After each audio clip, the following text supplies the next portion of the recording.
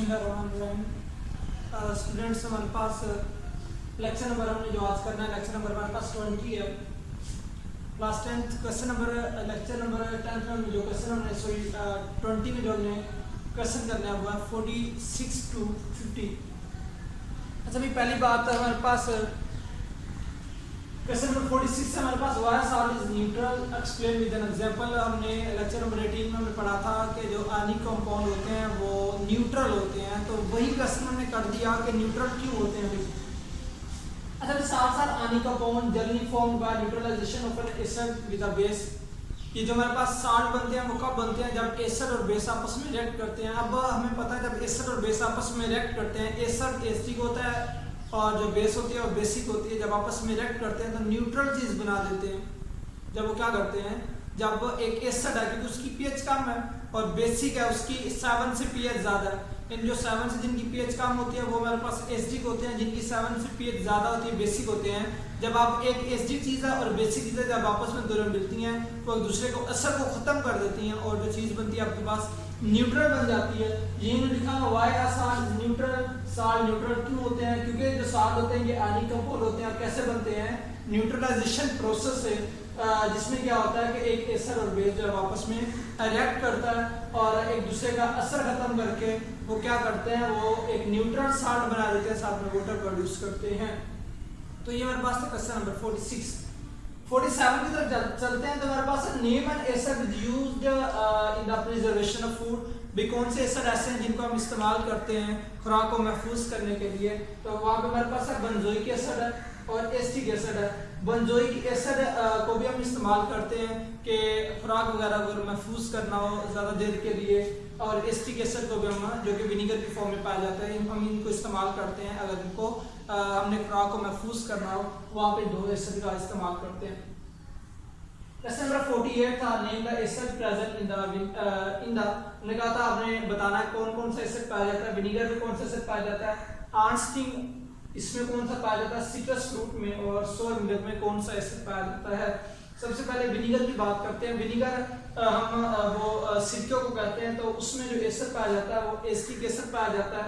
आर्नस्टीन जो होती है, आर्नस्टीन यानी जो च्यूटी वगैरह का डंग होता है उसके अंदर फॉर्मिक एसिड पाया जाता है। और उसके बाद आपके पास सिट्रस फ्रूट जो होती है वो आपके पास, जिस तरह आपके पास सिट्रस फ्रूट में आपके पास ऑरेंज वगैरह आ जाता है, लेमन आ जाता है, तो उसमें कौन सा एसिड पाया जाता है? सिट्रिक एसिड पाया जाता है। और इस तरह सोया मिल्क यानी जो दूध जो खराब हो जाता है, खट्टा हो जाता है, तो उसमें कौन सा एसिड पाया जाता है? उसमें लैक्टिक एसिड जो है वो पाया जाता है। ये हमारे पास है क्वेश्चन नंबर 48।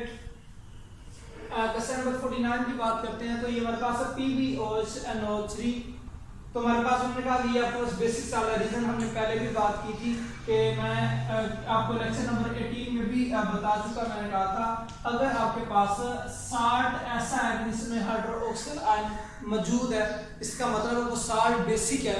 और अगर आपके पास सॉल्ट ऐसा है जिसमें हाइड्रोजन आयन मौजूद है तो इसका मतलब है वो सॉल्ट आपके पास एसिडिक है। तो यहाँ पे क्योंकि OH मौजूद है, यानी इसका मतलब ये जो सॉल्ट आपके पास बना है ये हाइड्रोक्सिल की नामुकम्मल न्यूट्रलाइजेशन से बना है, यानी अनकंप्लीट न्यूट्रलाइजेशन ऑफ हाइड्रोक्सी। अब इसका मतलब है क्या, यहाँ हमारे पास क्या हुआ, ये जो हमारे पास हाइड्रोक्सिल था उसके मुकम्मल तौर पे रिप्लेसमेंट नहीं हुई, बल्कि क्या हुई है, पार्शियली रिप्लेसमेंट हुई है, यानी पार्शियली न्यूट्रलाइजेशन इसकी हुई है। इसी वजह से OH क्योंकि सॉल्ट में मौजूद है, इसी वजह से हम इसे क्या कहेंगे, ये हमारे पास बेसिक सॉल्ट है। क्वेश्चन नंबर हमारे पास 50 आ जाता है। If you need acidic salt how can you prepare it. अगर आपके पास एसिडिक सॉल्ट है, अभी आप कैसे उसे प्रिपेयर करोगे? तो अगर आपको जरूरत है एसिडिक सॉल्ट का प्रिपेयर करना है तो हमने एसिडिक सॉल्ट पढ़ा हुआ है जिसमें क्या होती है, हाइड्रोजन आयन की नामुकम्मल न्यूट्रलाइजेशन होती है, यानी कंप्लीट न्यूट्रलाइजेशन नहीं होती बल्कि क्या होती है, इनकम्प्लीट जो है वो न्यूट्रलाइजेशन होती है किसकी, हाइड्रोजन आयन की। तो वहां पे हमारे पास सल्फ्यूरिक एसिड है और मजीद हमारे पास KOH है।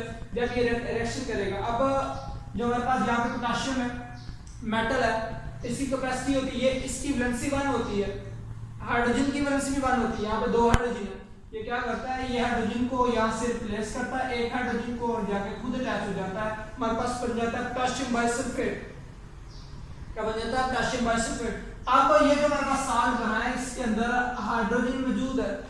अब इसमें क्या, इसमें हाइड्रोजन जो है मौजूद है, इस वजह से हम इसे क्या करेंगे, ये हमारे पास एसिडिक साल्ट होगा। ये हमारे पास कौन सा साल्ट होगा, एसिडिक साल्ट। इस तरह हमारे पास फास्फोरिक एसिड एनएच के साथ रिएक्शन से करवाएंगे।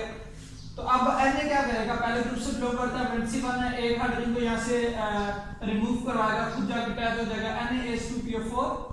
अब देखो यहाँ पे भी हाइड्रोजन मौजूद है, तो ऐसा साल्ट जिसमें हाइड्रोजन मौजूद होता है, हाइड्रोजन आयन मौजूद होते हैं, वो आपके पास एसिडिक साल्ट होता है।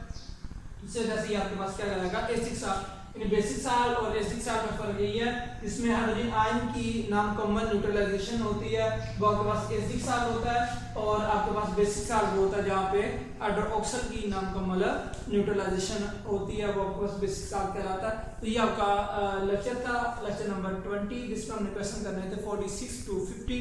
तो बिल्कुल इजी क्वेश्चन थे। तो करता हूँ कि आपको ये जो है वो समझ आ गई होगी। मज़ीद इंशाल्लाह नेक्स्ट लेक्चर में मिलेंगे। अल्लाह हाफिज़।